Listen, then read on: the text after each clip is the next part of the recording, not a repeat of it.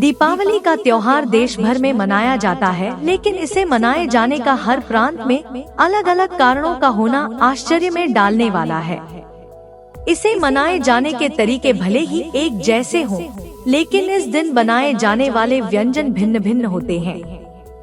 जब देश के हर प्रांत के लोग एक ही जगह रहकर दीपावली मनाते हैं, तो निश्चित ही सैकड़ों तरीके के व्यंजन बनते हैं, जिनका स्वाद चखकर मन प्रसन्न हो सकता है। हालांकि दीपावली के दिन दीप जलाने, मिठाई बांटने और पटाखे छोड़ने का प्रचलन आम है। प्राचीन अवशेष।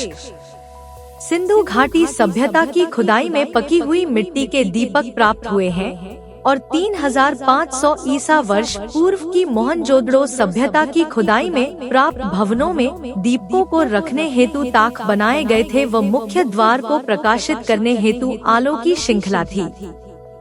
मोहनजोदड़ो सभ्यता के प्राप्त अवशेषों में मिट्टी की एक मूर्ति के अनुसार उस समय भी दीपावली मनाई जाती थी। उस मूर्ति में मातृदेवी के दोनों ओर दीप जलते दिखाई देते हैं। इससे यह सिद्ध स्वत ही हो जाता है कि यह सभ्यता हिंदू सभ्यता थी। अब सवाल यह उठता है कि इस त्योहार का प्रचलन कब से और क्यों हुआ। दरअसल उत्तर भारत में दीपावली मनाए जाने का कारण अलग है तो दक्षिण भारत में अलग। इसी तरह पश्चिम भारत में अलग तो पूर्वी भारत में अलग। दशों दिशाओं में दीपावली भिन्न भिन्न कारणों से मनाई जाती है। उत्तर भारत में अधिकतर लोग भगवान राम के 14 वर्ष के वनवास से अयोध्या वापस लौटने की याद में मनाते हैं।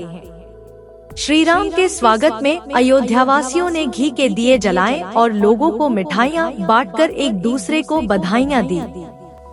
जिस दिन श्री राम अयोध्या लौटे, उस रात्रि कार्तिक मास की अमावस्या थी, अर्थात आकाश में चांद बिल्कुल नहीं दिखाई देता था। ऐसे माहौल में अयोध्यावासियों ने भगवान राम के स्वागत में पूरी अयोध्या को दीपों के प्रकाश से जगमग करके अपने आराध्य और राजा का स्वागत किया। तभी से दीपावली का यह त्योहार प्रचलन में आया। ऐसा भी माना जाता है कि दीपावली के एक दिन पहले श्री कृष्ण ने अत्याचारी नरकासुर का वध किया था, जिसे नरक चतुर्दशी कहा जाता है।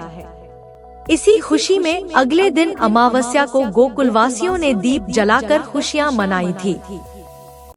दक्षिण भारत में दीपावली त्योहार दो घटनाओं से जुड़ा है। एक तो राजा महाबली की तीनों लोक पर विजय और पाताल लोक का राजा बनने की याद में, दूसरा श्री कृष्ण द्वारा नरकासुर का वध कर सैकड़ों स्त्रियों और पुरुषों को कैद से मुक्त कराने की याद में मनाया जाता है।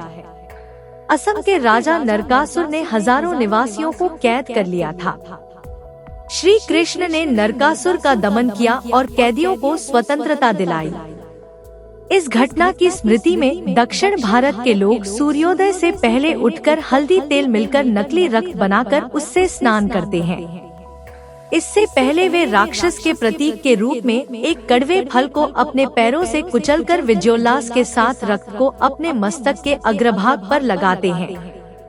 एक अन्य कथा अनुसार महाप्रतापी तथा दानवीर राजा बाली ने जब स्वर्ग सहित तीनों लोगों पर विजय प्राप्त कर ली, तब बाली से भयभीत देवताओं की प्रार्थना पर भगवान विष्णु ने वामन रूप धारण कर प्रतापी बाली से 3 पग पृथ्वी दान के रूप में मांग ली। बाली ने याचक को निराश नहीं किया और 3 पग पृथ्वी दान में दे दी। विष्णु ने 2 पग में तीनों लोकों को नाप लिया। तीसरे के लिए उन्होंने बाली से पूछा, इसे कहाँ रखी? तब बाली ने कहा, प्रभु अब मेरा सिर ही बचा है। राजा बाली की इस दानशीलता से प्रभावित होकर भगवान विष्णु ने उन्हें पाताल लोक का राज्य दे दिया। साथ ही यह भी आश्वासन दिया कि उनकी याद में भूलोकवासी प्रत्येक वर्ष दीप जलाकर उत्सव मनाएंगे। इसके अलावा हिरण्यकश्यप का वध भी इसी दिन किया गया था। लक्ष्मी माता का प्रकटोत्सव। इसी दिन समुद्र मंथन के पश्चात लक्ष्मी और धन्वंतरी जी प्रकट हुए थे। पौराणिक मान्यता अनुसार दीपावली के दिन ही माता लक्ष्मी दूध के सागर, जिसे केसर सागर के नाम से जाना जाता है, से उत्पन्न हुई थी।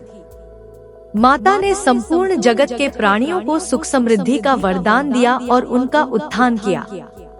इसलिए दीपावली के दिन माता लक्ष्मी की पूजा की जाती है। महाकाली की पूजा। अमावस्या की रात को महाकाली की रात माना जाता है।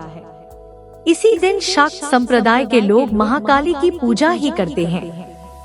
कथा अनुसार राक्षसों का वध करने के लिए मां देवी ने महाकाली का रूप धारण कर कई राक्षसों का वध करने के बाद भी जब उनका क्रोध शांत नहीं हुआ तो भगवान शिव स्वयं उनके चरणों में लेट गए। भगवान शिव के शरीर स्पर्श मात्र से ही देवी का क्रोध समाप्त हो गया।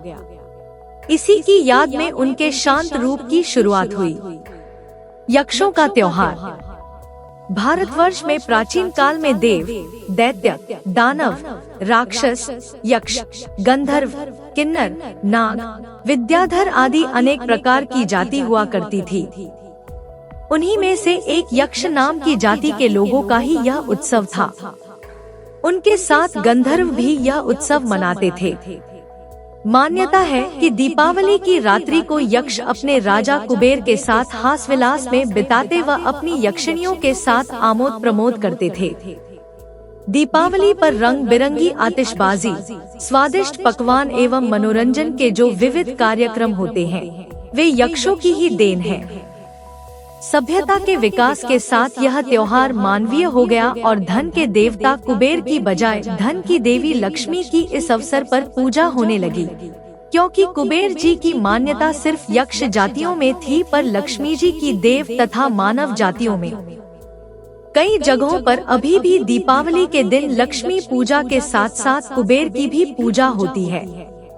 कहते हैं कि लक्ष्मी, कुबेर के साथ गणेश जी की पूजा का प्रचलन भौव संप्रदाय के लोगों ने किया। रिद्धि सिद्धि के दाता के रूप में उन्होंने गणेश जी को प्रतिष्ठित किया। यदि तार्किक आधार पर देखें तो कुबेर जी मात्र धन के अधिपति हैं, जबकि गणेश जी संपूर्ण रिद्धि सिद्धि के दाता माने जाते हैं। इसी प्रकार लक्ष्मी जी मात्र धन की स्वामिनी नहीं, वरन ऐश्वर्य एवं सुख समृद्धि की भी स्वामिनी मानी जाती है। अतः कालांतर में लक्ष्मी गणेश का संबंध लक्ष्मी कुबेर की बजाय अधिक निकट प्रतीत होने लगा। दीपावली के साथ लक्ष्मी पूजन के जुड़ने का कारण लक्ष्मी और विष्णु जी का इसी दिन विवाह संपन्न होना भी माना गया है।